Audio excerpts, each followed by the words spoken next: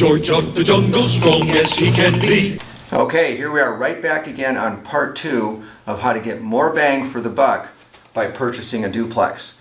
So we're going to add on to the video that was part 1 that kind of gave the definition and some general explanations about what is a duplex. This of course is if you're living in one side, living out and renting out the other side, not as an investment property, okay, but this is an owner-occupied transaction. So by the way, if you're living in a single-family residence and thinking of selling that and buying a duplex, you need to have a real compelling reason. Not if you're selling it. Selling it's okay, but if you're going to keep your single-family residence as a rental property and then move into another one, you got to be a good salesman for the underwriter. So I'll just leave it up to that. So let's look at this as far as an owner-occupied transaction. What changes from going from a single-family residence to a duplex? Well, on FHA and VA, the loan-to-value doesn't change at all. Okay, so your down payment on FHA is still 3.5% or 96.5% loan-to-value.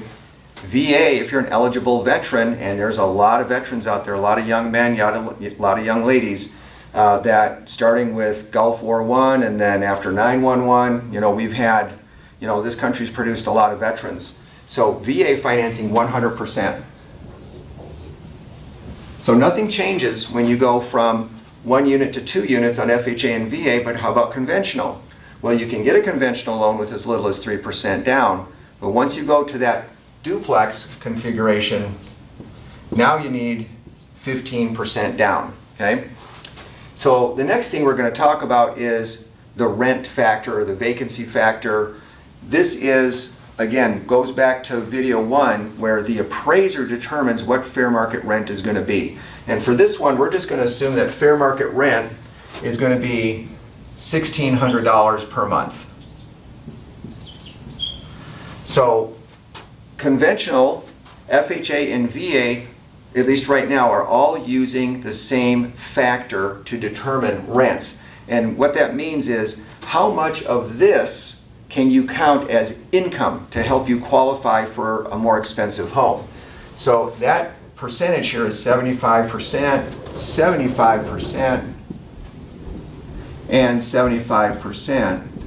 Well, 75% of $1,600 means that the income, and we just add this on. So whatever your income is, we're going to add $1,200 per month.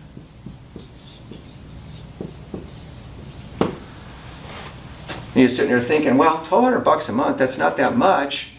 But let's just assume, let's take a couple of factors here. Let's say that we've got a couple, a young family, and their combined household income, their gross income, from a couple of full-time jobs is $70,000 a year.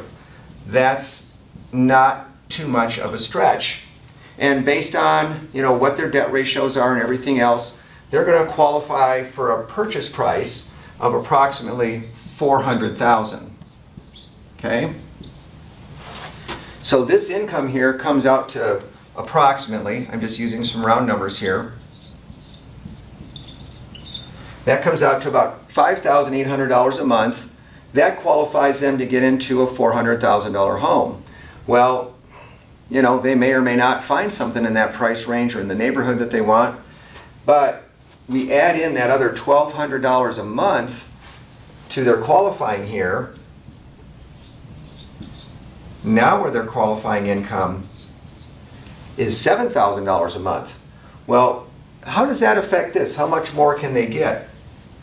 So that extra $1,200 a month is going to allow them to qualify for $100,000 more property. So now they are looking at a $500,000 duplex.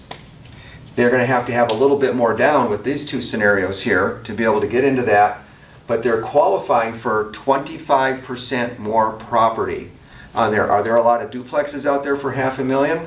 I don't know. The market, it's moving all over the place, but this is a rule of thumb that if you're looking at single-family residence and you're willing to move into a duplex, live in one side, rent out the other side, based on these vacancy factors, which by the way, they used to be 80%. They've made an adjustment for COVID, but nobody got the message that Utah's housing market, we still have a housing supply, a shortage of housing here, that we have a very little supply here. So I don't think that this number would necessarily apply in Utah, but that's what we're stuck with. But if that were 80%, it would even be a little bit more.